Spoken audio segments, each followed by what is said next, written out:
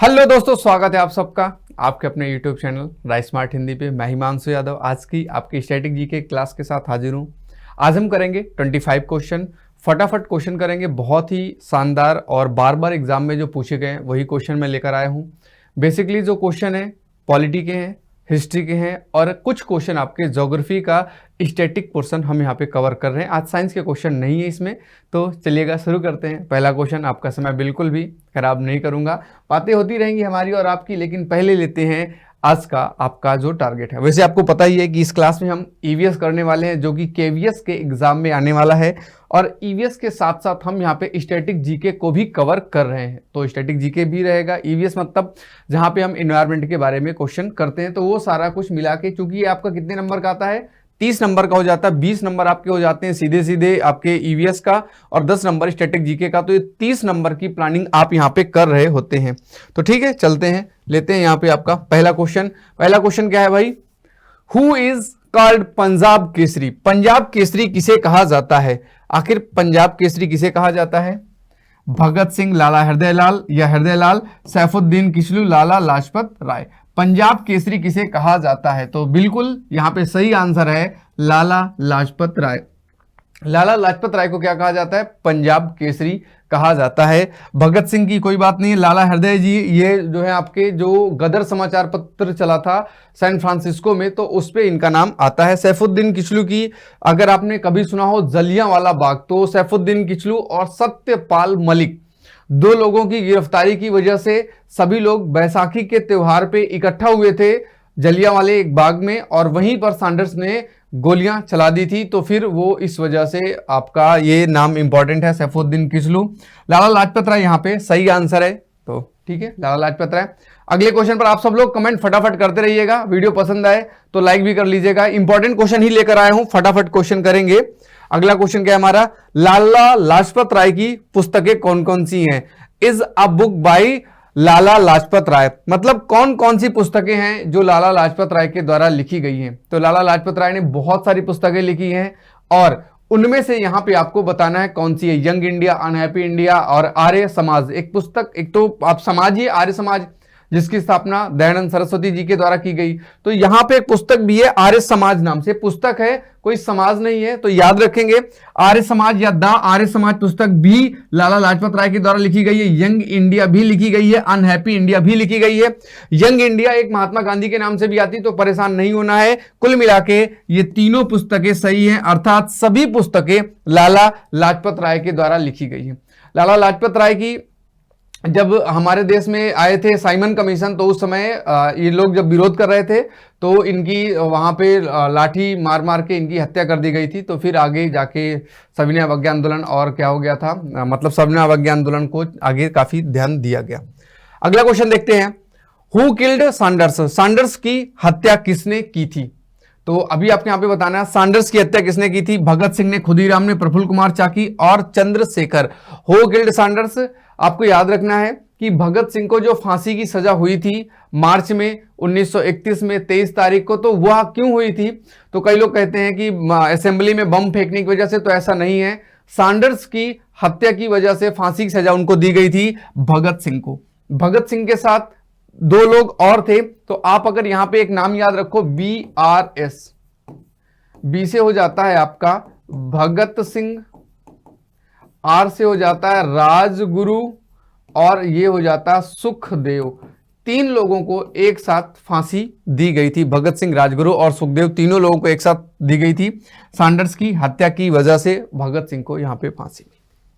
अगला क्वेश्चन है हमारा, क्वेश्चन नंबर 4, 1857 ईस्वी के विद्रोह में किसने अपना बलिदान सबसे पहले दिया था? Who was the first to sacrifice himself in revolt of 1857? 1857 ईस्वी का जो विद्रोह हुआ, आपको पता है कि इसमें सबसे पहले मंगल पांडे 34वीं इन्फेंट्री नेटिव के जो सिपाही थे, उन्होंने जो गोली के ऊपर गाय की चर्बी लगी रहती थी, तो उसे दांत से छील कर फिर बंदूक में लगाना पड़ता था, तो उसे लगाने से उन्होंने मना कर दिया, और इसी वजह से उन्हें क्या किया गया, परेशान किया गया। तो उन्होंने अपने सार्जेंट पर कहते हैं गोली चला दी, और इस वजह से उन्हें सबसे पहले फांसी मिली थी, और फिर यही आगे चलकर 1857 की पूरी क्रांति का आधार बनता है। तो नो डाउट 1857 ईस्वी में सबसे पहले बलिदान तात्या टोपे नहीं, ये सबसे लास्ट तक लड़ते रहे, सबसे अंत तक लड़ते रहे। सही आंसर है मंगल पांडे। लक्ष्मीबाई झांसी से, कुंवर सिंह ये आपके पटना से, तो ये सब लोग भी लड़ते रहे जगदीशपुर वगैरह से, लेकिन सबसे पहले जो बलिदान दिया था वो मंगल पांडे, जो कि एक सिपाही थे।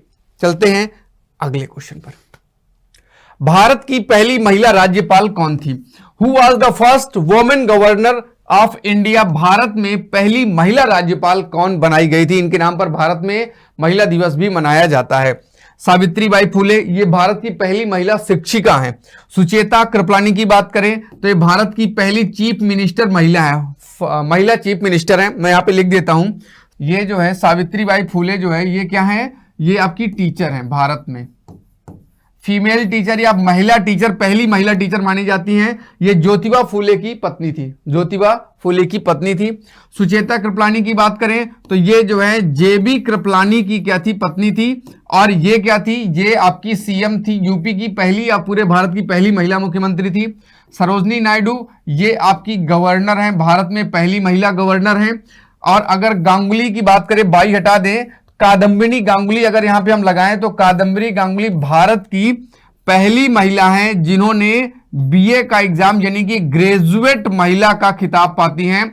भारत की पहली महिला कादम्बिनी गांगुली। और एकमात्र महिला भी थी, जब हमारे देश में कांग्रेस की पहली बैठक होती है तो उसमें एकमात्र उपस्थित महिला भी कादम्बिनी गांगुली ही होती है। अगला क्वेश्चन देखते हैं। माउंट एवरेस्ट पर 2 बार चढ़ने वाली पहली महिला कौन थी? पहली महिला कौन थी? सही आंसर है रानी देवी। कौन थी? रानी देवी। सबसे सॉरी, रानी देवी कह रहा हूं, संतोष यादव। संतोष यादव, यहां पे ये नाम आपको पुरुष वाला लग रहा है तो यहां पे याद रखेंगे, संतोष यादव जो है माउंट एवरेस्ट पर चढ़ने वाली पहली महिला जो 2 बार चढ़ी थी, संतोष यादव। अगला क्वेश्चन, ब्रह्म समाज की स्थापना किसके द्वारा की गई थी? स्वामी विवेकानंद, ज्योतिबा फुले, दयानंद सरस्वती, राजा राम मोहन राय। हमने कल पढ़ा था कल की क्लास में कि राजा राम मोहन राय जो आर्य समाज है, आर्य समाज की स्थापना किसने की थी? तो वो आपने पढ़ लिया था, स्वामी दयानंद सरस्वती। आज है ब्रह्म समाज, जिसे ब्रह्म सभा भी कहा जाता है, और इसकी स्थापना राजा राम मोहन राय के द्वारा की गई थी। किसके द्वारा की गई थी? राजा राम मोहन राय के द्वारा की गई थी। संवाद कैमुदी भी इनकी एक प्रमुख जो है पुस्तक है, याद रखेंगे, संवाद कैमुदी। सती प्रथा पर भारत में सबसे ज्यादा जो कड़ा प्रहार किया वो इन्होंने ही किया, और कहते हैं इन्होंने 2 महिलाओं को सती होने से बचा भी लिया था। राजा राम मोहन राय बहुत पढ़े लिखे थे, आधुनिक भारत के जनक भी कहे जाते हैं राजा राम मोहन राय। क्या कहे जाते हैं? आधुनिक भारत के जनक। अगले क्वेश्चन पर चलते हैं। Who gave the slogan Return to the Vedas? वेदों की ओर लौटो, ये नारा किसके द्वारा दिया गया था? वेदों की ओर लौटो ये नारा जिन्होंने शुद्धि आंदोलन चलाया था उनके द्वारा ही दिया गया था, अर्थात स्वामी दयानंद सरस्वती। इनके बचपन का नाम क्या था? इनके बचपन का नाम था मूल शंकर। क्या नाम था? मूल शंकर इनके बचपन का नाम था। तो वेदों की ओर लौटो नारा किसने दिया था? स्वामी दयानंद सरस्वती ने। अगला क्वेश्चन है, रामकृष्ण मिशन की स्थापना किसने की थी? अपने गुरु के नाम पर रामकृष्ण मिशन की स्थापना की गई थी। किसके द्वारा? स्वामी विवेकानंद जी के द्वारा। इनके गुरु थे रामकृष्ण, उन्हीं के नाम पर इन्होंने मिशन की स्थापना की। इसमें इस अस्पताल खोले जाते हैं, वृद्धाश्रम खोले जाते हैं, वो सब लोगों की सहायता के लिए स्थापित किए जाते हैं। तो ये होता है आपका। और इसके आगे बात करें, वास्को डिगामा भारत कब आया था? वास्को डिगामा भारत कब आया था? 1498 ईस्वी में वास्को डिगामा भारत आया था। कहां आया था? भारत 1498 ईस्वी में। अगला क्वेश्चन देखते हैं, क्वेश्चन नंबर 11। हवा महल कहां स्थित है? हवा महल कहां स्थित है? हवा महल है आगरा में, दिल्ली में, जयपुर में या फिर अजमेर में? तो कहां है? जयपुर में है भारत का हवा महल। सिख धर्म के संस्थापक किस सिख गुरु को माना जाता है? यानी कि सिख धर्म की स्थापना किसको माना जाता है? संस्थापक किसको माना जाता है? तो यहां पे है गुरु गोविंद सिंह, ये तो 10वें गुरु थे। तो पहले गुरु कौन थे? गुरु नानक देव। तो गुरु नानक जी को माना जाता है सिख धर्म का संस्थापक या जनक माना जाता है। तो फिर सही हो जाता है गुरु नानक देव जी।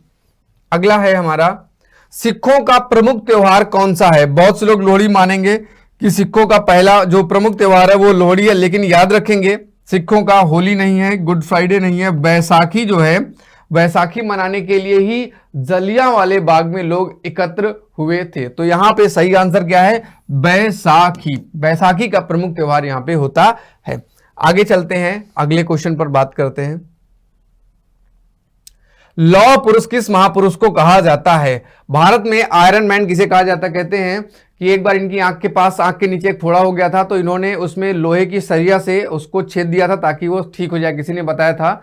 इस वजह से इन्हें लौह पुरुष भी कहा जाता है। और वो है कौन? सरदार वल्लभ भाई पटेल, बाल गंगाधर तिलक, सुभाष चंद्र बोस, चंद्रशेखर आजाद। आपको बताना है लौह पुरुष किसे कहा जाता है? किसे कहा जाता है? सरदार वल्लभ भाई पटेल। चलते हैं अगले क्वेश्चन पर। अच्छा, अगला क्वेश्चन आ ही गया। नेताजी किस महापुरुष को कहा जाता है? राजेंद्र प्रसाद, यहां पे राजेंद्र प्रसाद 2 बार लिखा हुआ, ध्यान रखेंगे। नेताजी किस महापुरुष को कहा जाता है? राजेंद्र प्रसाद, सुभाष चंद्र बोस, महात्मा गांधी। नेताजी कहा जाता है सुभाष चंद्र बोस को नेताजी कहा जाता है। अगले क्वेश्चन पर चलते हैं। क्वेश्चन नंबर 16, दिल्ली स्थित लाल बहादुर शास्त्री की समाधि का क्या नाम है? तो यहां पे याद रखेंगे, जैसे राजघाट है, राजघाट किससे संबंधित है? ये राजघाट संबंधित है महात्मा गांधी से। तो उसी तरह से जो विजय घाट है, पाकिस्तान को पराजित करने की वजह से इन्हें, जब चूंकि उसके जो युद्ध समाप्त नहीं हो रहा था, युद्ध समाप्ति के लिए इनको बुलाया गया था कि आओ शांति सम्मेलन करते हैं। शांति सम्मेलन के बाद जब इनकी वहीं पर डेथ हो गई, तो फिर इनको भारत में जहां पर इनकी समाधि स्थल है उसे नाम दिया गया है विजय घाट। क्वेश्चन नंबर 17, महाभारत के रचयिता कौन है? महाभारत के रचयिता वात्स्यायन, कालिदास, तुलसीदास, महर्षि वेद व्यास। तुलसीदास ने रामचरित मानस लिखी है, कालिदास ने रघुवंशम, मेघदूतम, इस तरह की चीजें लिखी हैं, और वात्स्यायन ने तो बहुत सारी पुस्तकें लिखी है। अपने यहाँ की जो फेमस पुस्तकें हैं, कामसूत्र वात्स्यायन के द्वारा लिखा गया है। महर्षि वेद व्यास जो है महाभारत गीता के रचयिता माने जाते हैं। क्या हो जाता है? महर्षि वेद व्यास। अगला क्वेश्चन हमारा देखते हैं क्या है। मूल अधिकार कितने प्रकार के हैं? 3 प्रकार के, 4 प्रकार के, 5 प्रकार के। यहां पे पूछा है फंडामेंटल राइट्स कितने टाइप के हैं, तो याद रखेंगे मूल अधिकार अभी 6 प्रकार के हैं। पहले कितने प्रकार के थे? 7 प्रकार के थे। मूल अधिकार कहां से लिए गए? याद रखेंगे मूल अधिकार अमेरिका से लिए गए हैं। मूल अधिकारों में पहला है राइट टू इक्वलिटी, समानता का अधिकार। दूसरा है स्वतंत्रता का अधिकार, राइट टू फ्रीडम। तीसरा आपका जो अधिकार है वो है शोषण के विरुद्ध अधिकार, राइट अगेंस्ट एक्सप्लॉयटेशन। चौथा है धर्म का अधिकार, right to freedom of religion. और एक है कल्चरल एंड एजुकेशनल राइट, संस्कृति एवं शिक्षा का अधिकार। और एक अंतिम है जिसे छठा कहते हैं राइट टू कॉन्स्टिट्यूशनल रेमेडीज, संवैधानिक उपचारों का अधिकार। ये 6 प्रकार के हैं। एक हुआ करता था संपत्ति का अधिकार, आर्टिकल नंबर उसका था 31, जिसे हटा दिया गया है 44वें नंबर के संविधान संशोधन के द्वारा।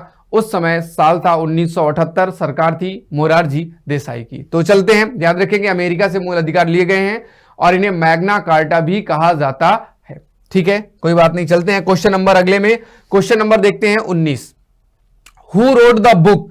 अर्थशास्त्र नामक पुस्तक किसके द्वारा लिखी गई? चंद्र बरदाई, ये क्षत्रियों के जन्म की बात बताते हैं। चाणक्य, सारंगदेव, कल्हड़, ये सब लेखक हैं, बहुत शानदार लेखक है। संस्कृत में भी इन लोगों ने बहुत सारा काम किया। फिलहाल जो अर्थशास्त्र पुस्तक है ये राजनीति की पुस्तक है और इसे लिखने का कार्य किसके द्वारा किया गया है? कौटिल्य के द्वारा, विष्णुगुप्त कौटिल्य, जिसे चाणक्य भी कहा जाता है। ये टीचर थे, अध्यापक थे, कहां के? तक्षशिला विश्वविद्यालय के। और इन्होंने चंद्रगुप्त को अपना शिष्य बनाकर घनानंद को पराजित करके मौर्य वंश की स्थापना पाटलिपुत्र में की थी, यानी कि बिहार वाला जो पटना अभी आप जानते हैं वो पाटलिपुत्र था। इसके बाद चलते अगले क्वेश्चन पर। जय जवान जय किसान का नारा किसने दिया है? जय जवान जय जवान मतलब हमारे देश में सूखा पड़ गया था और पाकिस्तान ने हमला कर दिया था, तो फिर हमें जरूरत थी भोजन की, किसानों की जरूरत थी, हमें सीमाओं की सुरक्षा की जरूरत थी। तो उस समय तब 1964-65 में सरकार, 64 तक तो आपके प्रधानमंत्री जवाहरलाल नेहरू ही थे, बट 64 के बाद आधे 64 से 65-66 में सरकार रहती है आपके लाल बहादुर शास्त्री जी की। और लाल बहादुर शास्त्री के द्वारा ही नारा दिया जाता है। क्या नारा दिया जाता है? जय जवान जय किसान, दोनों लोग देश की सेवा करें। इसी वजह से भारत ने भोजन में भी काफी हद तक आत्मनिर्भरता प्राप्त की, अमेरिका ने भी कुछ सहायता की और साथ ही साथ हमने युद्ध भी जीत लिया था। अगला क्वेश्चन क्या है? Who was the permanent president of the constituent assembly, संविधान सभा का स्थायी अध्यक्ष। दरअसल संविधान सभा की अगर हम बात करें तो कैबिनेट मिशन के कहने पर, किसके कहने पर, कैबिनेट मिशन के कहने पर संविधान सभा का गठन किया गया। संविधान सभा की जो पहली बैठक होती है 9 तारीख दिसंबर के महीने में 1946 में, और इस दिन जो इसके अध्यक्ष होते हैं उनका नाम होता है सच्चिदानंद सिन्हा। लेकिन ये सबसे सीनियर थे, इन्हें केवल एक दिन के लिए, ताकि जो भी 389 लोग हैं उन सबको शपथ दिलाई जाए, इसलिए इनको बनाया गया था। लेकिन अगली बैठक जो होती है 11 तारीख दिसंबर के महीने में ही 1946 में, तब हम स्थायी अध्यक्ष, परमानेंट अध्यक्ष चुनाव जीतते हैं, उनका नाम होता है डॉक्टर राजेंद्र प्रसाद। फिर डॉक्टर राजेंद्र प्रसाद ही अध्यक्ष इसके रहने वाले हैं। तो आपके लिए इंपॉर्टेंट है, राजेंद्र प्रसाद संविधान सभा के अध्यक्ष थे। वीटी कृष्णमाचारी और हरेंद्र कुमार मुखर्जी, ये 2 लोग संविधान सभा के उपाध्यक्ष भी निर्वाचित हुए थे। अर्थात हमारी संविधान सभा निर्वाचित थी, उसके अध्यक्ष और उपाध्यक्ष भी निर्वाचित ही थे। चलते हैं क्वेश्चन नंबर 22 में। सूर्योदय का देश के नाम से कौन सा देश प्रसिद्ध है, यानी कि सूर्य सबसे पहले कहां निकलता है? तो नो डाउट सूर्य सबसे पहले कहां निकलता है, जापान में सूरज सबसे पहले निकलता है। तो ठीक है, चलते हैं अगले क्वेश्चन पर। अंतरराष्ट्रीय महिला दिवस किस तिथि को मनाया जाता है? 8 मार्च को अंतरराष्ट्रीय महिला दिवस मनाया जाता है। कब मनाया जाता है? 8 मार्च को। अगले क्वेश्चन पर चलते हैं। क्षेत्रफल की दृष्टि से भारत में सबसे छोटा राज्य कौन सा है? क्षेत्रफल की दृष्टि से सिक्किम, मणिपुर, त्रिपुरा, गोवा। सबसे छोटा राज्य कौन सा है? गोवा। भारत का सबसे छोटा क्षेत्रफल की दृष्टि से राज्य है गोवा। गोवा की अगर हम बात करें तो गोवा की राजधानी है पणजी। गोवा में विधानसभा सीटों की संख्या है 40। विधान परिषद है नहीं, मुख्यमंत्री का नाम है प्रमोद सावंत और यहां के राज्यपाल का नाम है PS श्रीधरन। लोकसभा सीटों की संख्या है 2, राज्यसभा सीटों की संख्या है 1। और लेते हैं आज का अपना आखिरी क्वेश्चन, क्वेश्चन नंबर 25। ओणम किस राज्य का प्रसिद्ध त्योहार है? मेघालय, केरल, कर्नाटका और फिर तमिलनाडु। ओणम किस राज्य का प्रसिद्ध त्योहार है? तो नो डाउट सही आंसर क्या है? केरल। आप सबको पता ही है, बताने की कोई जरूरत विशेषता नहीं थी। तो यहां पे नौका दौड़ भी होती है। बात कर लें थोड़ी सी हम केरल की। केरल की राजधानी का नाम है तिरुवनंतपुरम। विधानसभा सीटों की संख्या है 140। विधान परिषद है नहीं, पिनराई विजयन यहाँ के मुख्यमंत्री हैं। आरिफ मोहम्मद खान यहाँ के राज्यपाल हैं। लोकसभा सीटों की संख्या है 20 और राज्यसभा सीटों की संख्या है 9। आई होप आपको ये क्लास अच्छी लगी होगी। हम फिर मिलेंगे कल सेम टाइम सेम जगह और बहुत सारे क्वेश्चन कल भी करेंगे। वीडियो को लाइक जरूर करें। धन्यवाद, tata, bye bye, take care.